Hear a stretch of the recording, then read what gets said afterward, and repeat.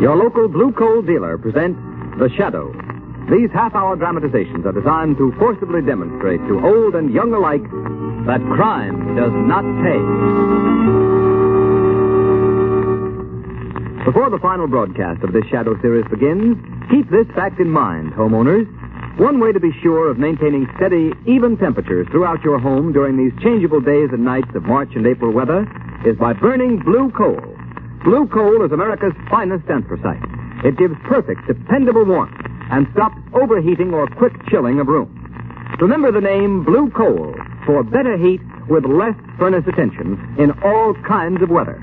And be sure to hold on at the close of today's Shadow story, for we have an unusual treat in store for you. The Shadow, mysterious character who aids those in distress and helps the forces of law and order, is in reality Lamont Cranston, wealthy young man about town. Cranston's friend and companion, the lovely Margo Lane, is the only person who knows to whom the unseen voice belongs. Today's story, Can the Dead Talk?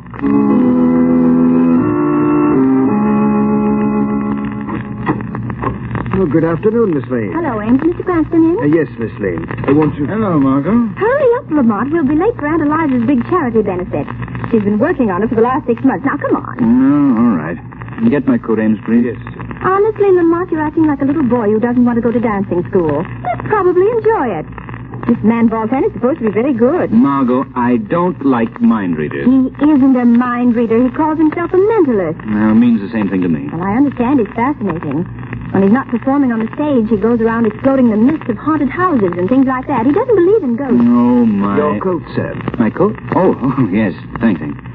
Listen, Margo, I've got to be back at 6 o'clock. There's a polo match at the Armory tonight. Yes, I know. I've got a front row seat. And you needn't act like such a martyr. If I can spend the evening watching you trying to break your silly neck playing croquet on horseback, it won't hurt you to go with me this afternoon and have your mind improved. Deliver me from a logical woman. Very well. Lead on, Macduff.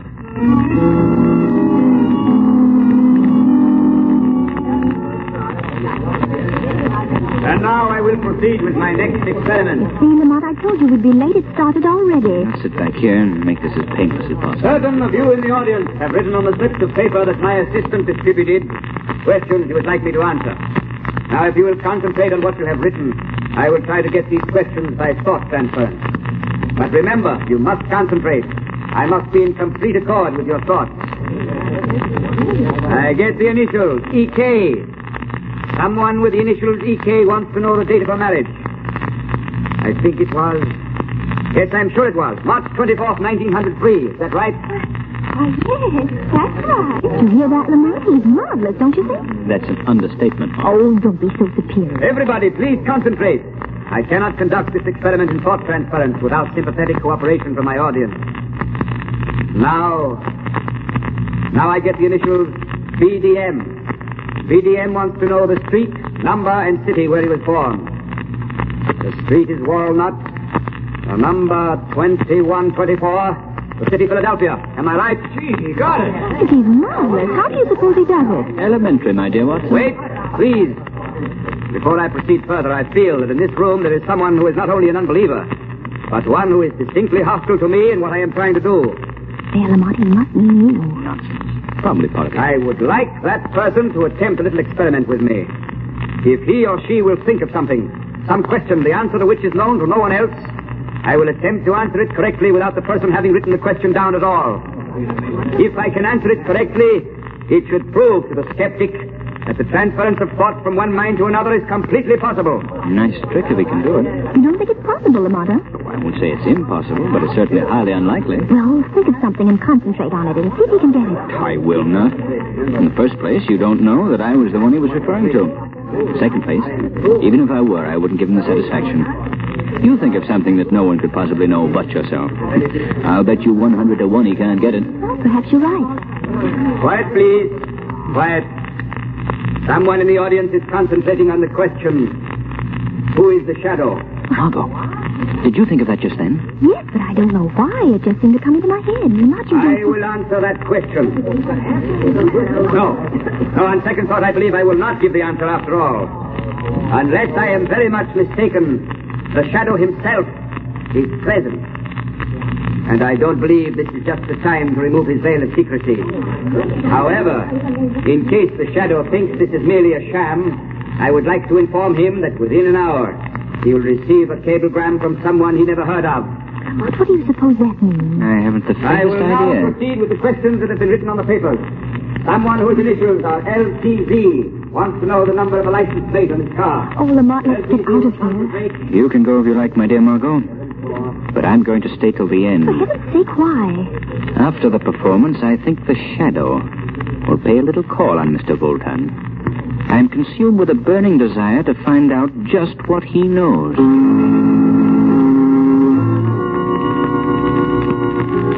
Close the door, Emil. I wish to dress.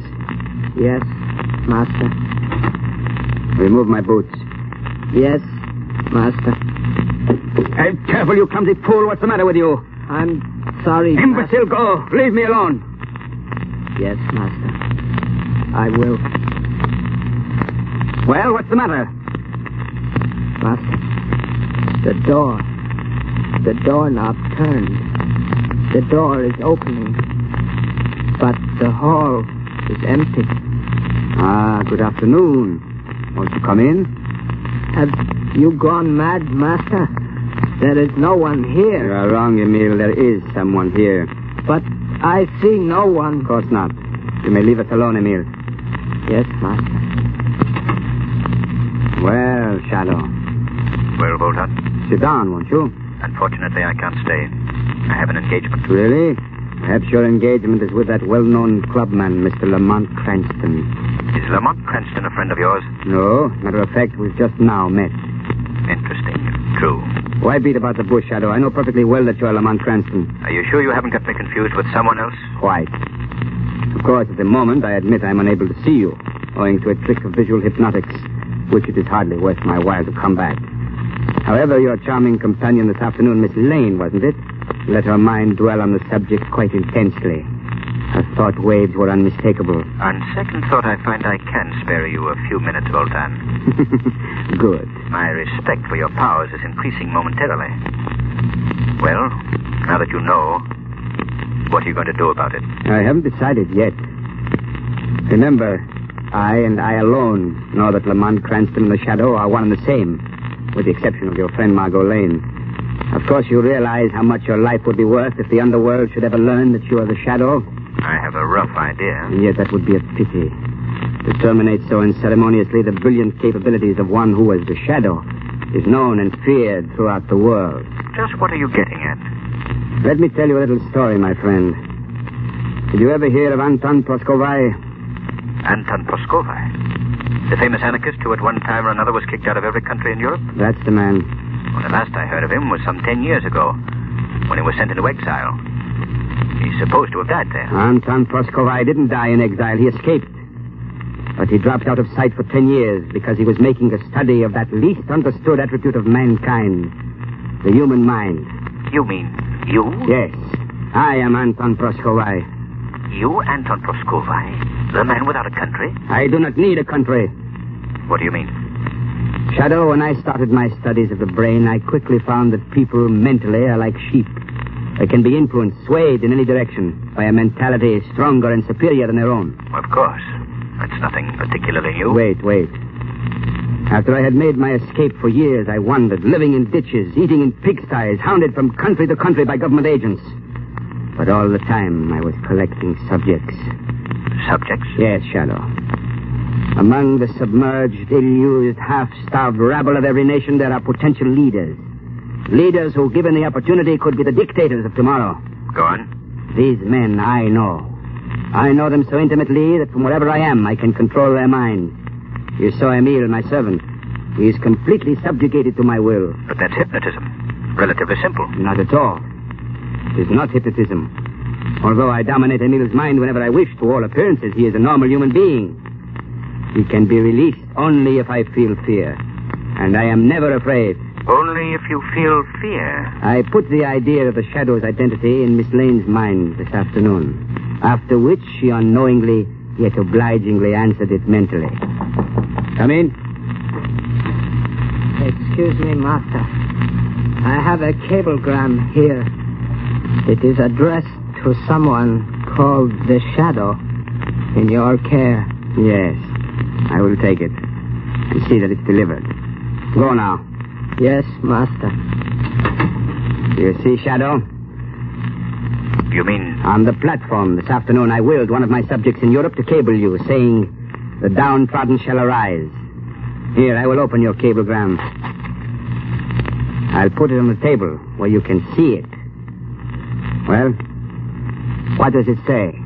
The downtrodden shall arise. Well, that's amazing. Now do you believe me, Shadow? Through my subjects who are leaders themselves, I can control the vast mass mind of the rabble, the bulk of the population of the world. I suppose it's possible at that. Possible? Listen, Shadow. I have decided that in exactly 1 week, a vast uprising which I have so carefully planned for years will take place. Governments will be overthrown. Nations will exist no more. Chaos will reign. Yes, it could be done. It will be done. Why are you telling me this? Because on the threshold of releasing this world-shattering force, I hesitate. Why, Voltan? Because I and I alone can bring this chaos about. But after it's accomplished, then what? How can I control what I have created? Somewhat of a problem, I should think. Yes. I need another mind to share the responsibility.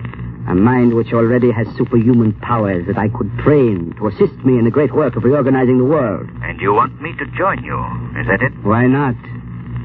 Shadow, between us, we could rule the world. Suppose I refuse. Then, I shall be forced to divulge the secret of your identity to those who would be most interested. After which I shall proceed with my plans alone. I see. But you won't refuse. Join forces with me, Shadow. Next week we will plunge the world into chaos such as it has not known since the dawn of creation. A chaos over which you and I will reign supreme. Well, your answer? Give me 24 hours. Can you not answer me now? 24 hours. I will give you 7 hours. That is time enough. Come to me at midnight tonight. Where will I find you? You know the old Murray mansion in the slums over by the river? Of course. It's been boarded up for years. Supposed to be haunted, I believe. Haunted? Yes. That's why I use it for my headquarters. A reputation for ghosts is very convenient for keeping away prying eyes. I will be waiting there for you tonight at midnight. And I advise you to come alone.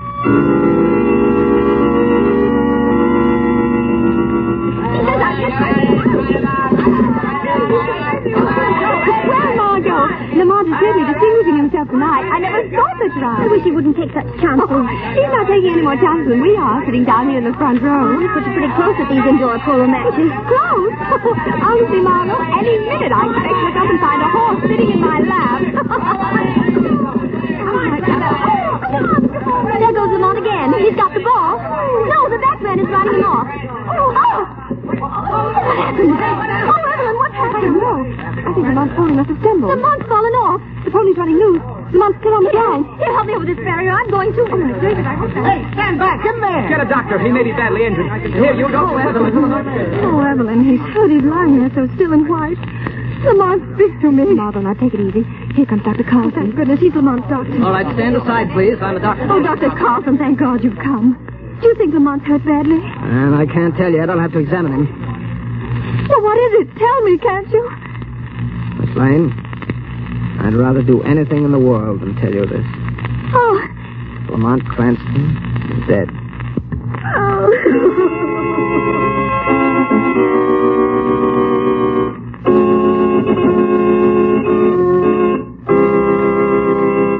Act 2 of today's story commences in just a moment. But first, here's advice homeowners everywhere will certainly profit by following. Your nearest blue coal dealer has a real bargain for you. It's the John Barclay Summer Conditioning Service, a thorough cleaning and checkup job that'll put your heating plant in perfect shape for next fall and save you money on your fuel bills. This summer conditioning service includes cleaning all inside and outside surfaces, cleaning and reassembling the smoke pipe, and sealing all openings at joints where the pipe joins the chimney. This service also includes a thorough check of all dampers, valves, pipes, and grates, plus the painting of all doors and surfaces. In fact, it gives you over 10 vital money-saving jobs that will improve the efficiency of your furnace, all for the price of one.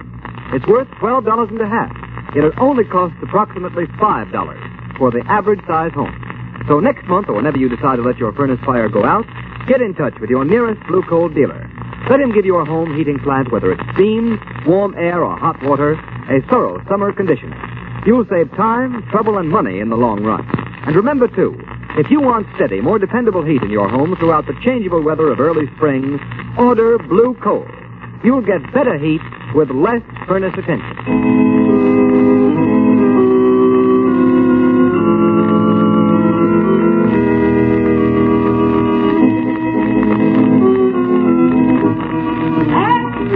Read all about it. Lamont Cranston, well-known clubman, killed in polo accident. Lamont Cranston killed. Read all about it.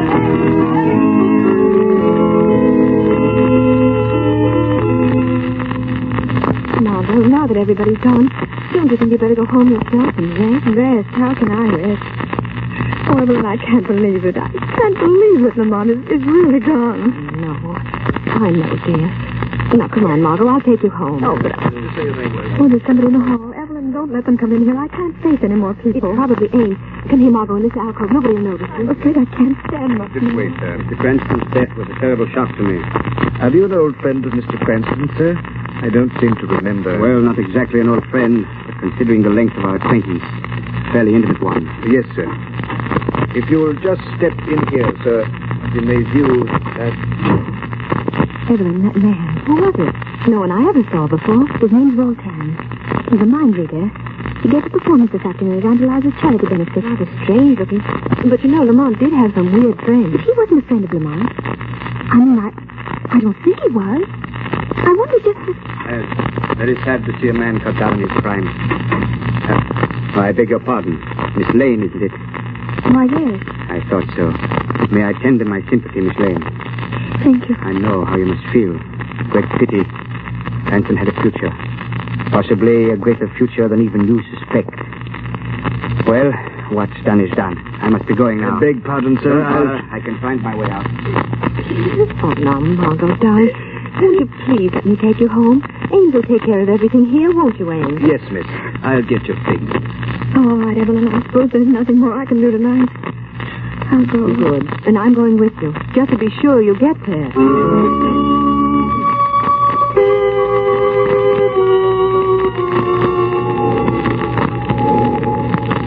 It's almost midnight, Emile. You may leave me now. Master, are you sure you would rather not have me to stay here? Stay? No, you fool. Why should you stay? I do not know. I do not see how you can remain here alone, Master. Night after night. There is something about this old ruined house. It is evil. Nonsense. What's evil about it? In the neighborhood, they say it is haunted. They say the ghost... Talk. That is all. There's no such thing as a ghost. To the trained mind, a ghost is an impossibility. Therefore, it does not exist. You understand? Yes, Master. I shall be quite all right. What's that? Just a loose shutter in the wind. Master is worried? I have never seen you so before. I've had rather an upsetting occurrence tonight. I must think things out. Go, Emile. Yes, Master. The usual time in the morning? Of course. Now go. Yes, Master. Yes, I go. Fool. Emile is an idiot, trying to frighten me with this old woman's tale about ghosts. Ghosts do not frighten me. Nothing frightens me. If I knew fear, I couldn't hope to control the world. So now Lamont Cranston is dead. I must proceed alone. But I must hurry before anything else goes wrong. I will not wait a week. Tomorrow I shall call upon my subjects to arise and kill. Tomorrow. It's a pity the shadow is gone. He would have enjoyed it. I could have taught him so many things. What a magnificent conception. The shadow.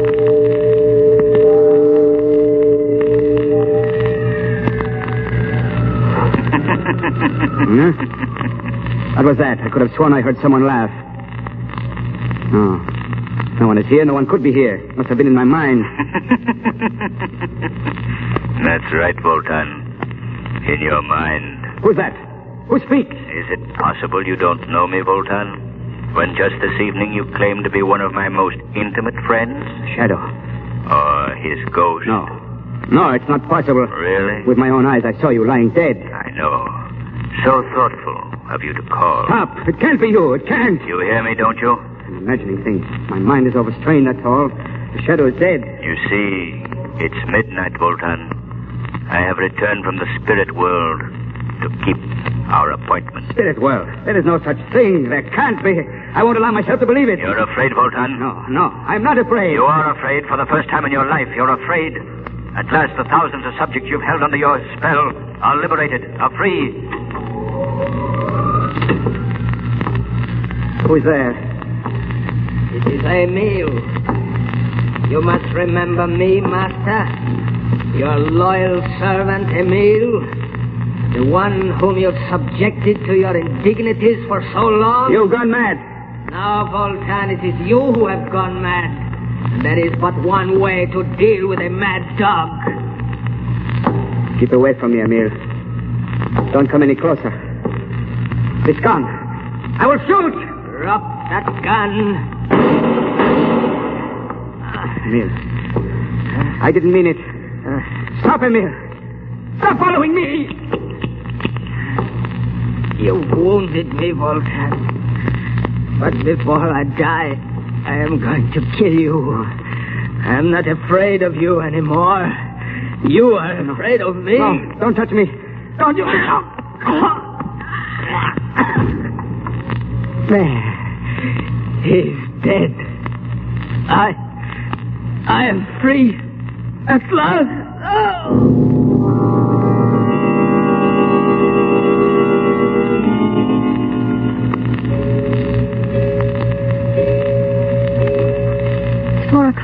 It'll be dawn soon, Margo. I'm all right now, Evelyn. Why don't you go home yourself? You don't need to stay with me anymore. Well, if you're sure you're all right. Oh, of course I'm all right. I'll take a sedative and go to bed. Good, and get some rest. I could use some rest myself. Oh, you could. Well, if you want anything, don't hesitate to call me, Margo. If I don't hear from you, I'll drop over in the afternoon. All right, and thanks, Evelyn, for sticking by me. You've been a great help. Oh, nonsense. Get some sleep, dear. I thought she'd never go. Oh, Margo. Don't you know me? Well, Lamont, I must be dreaming. No, you're not dreaming. I'm here. But, you were killed. No, I wasn't killed, Margo. Oh, Lamont. But I don't understand. I saw you lying there so cold and still. It was a trick, dearest. A matter of suspended animation. I wasn't even hurt. Well, then how... It's quite a common trick in India, and it's been done in this country on several occasions. I've never had need to use it before. Voltan forced me to. Well, how does it work? Well, I can best explain it by saying I threw myself into a cataleptic trance. My heart stopped. Everything stopped for a short time. I had even fooled Dr. Carlson. It'll be an awful shock to him when he sees me alive and well. You mean you did it on purpose? Of course, I had to. And you didn't tell me? I could tell no one, Margo. Oh, Lamont, how could you? I know what a shock it must have been for you, darling, but believe me, there was no other way. It was vitally necessary that Lamont Cranston should be thought dead, so that Voltan would keep his knowledge of the Shadow's identity to himself until I had time to figure a way out. But, Lamont, why didn't you tell me and spare me the suffering? I wouldn't have given you away. I didn't take the chance. Voltan might have read your thoughts. A sinister man, Margo, with some rather extraordinary mental capabilities. Would it surprise you to know that he had perfected plans for a world revolt? He had? You mean he... Yes. Voltan is dead. As the ghost of the Shadow, I faced him tonight in a haunted house. When he thought his mental powers were going back on him, he shot his servant, who very conveniently strangled Voltan before he died, too. Oh, terrible. Oh, I don't think so, Margo. There's quite enough unrest among nations today without the machinations of an insane mental genius. Yes, I think the world will be a great deal better off without Mr. Voltan. It's a pity that others with a like capacity for stirring up trouble can't meet the same fate.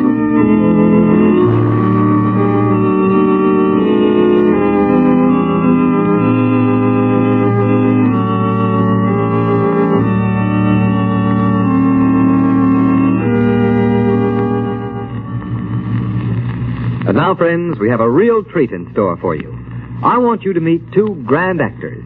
Our stars, Margo Lane, who in reality is the charming Agnes Morehead, and Lamont Cranston, who is known in real life as Bill Johnstone. Thanks, Ken. Well, Margo, I should say Agnes, I know you'll agree with me that it's been a great privilege for you and me to have played the roles of Margo Lane and the Shadow for the past 6 months. Yes, it has, Bill, and it's been a lot of fun besides. I can't begin to tell you how much I've appreciated being with the Shadow during his exciting adventures.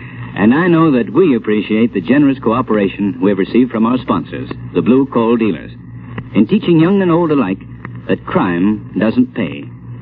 If we succeeded in driving home that moral, then we'll have accomplished our purpose. As Ken Roberts has told you, ladies and gentlemen, this is our final broadcast of the winter season. But we sincerely hope to be back with another series in the fall. Whether or not the Shadow program returns is up to you, our listeners. In the theater, you know, we actors can tell by the applause if the audience enjoys our efforts to entertain them. But in radio, the only way to know whether or not the audience enjoys the entertainment is by their purchases of the product that makes the program possible, or by their personal approval to the sponsors. So, friends, if you've liked this Shadow series and want to hear the show again next fall, won't you phone or write your nearest Blue Coal dealer and let him know? Your purchases of Blue Coal and your phone calls to the Blue Coal dealers will indicate to them whether or not they should bring you the Shadow program again in September. And now, on behalf of our entire cast, hearty thanks to you again for your loyalty to our show and your support of Blue Coal. Goodbye, Bill and Agnes. And we hope you'll be back again in the fall. And friends, remember that you can continue to thrill to the adventures of the Shadow during the summer months by getting the Shadow magazine at your local newsstand.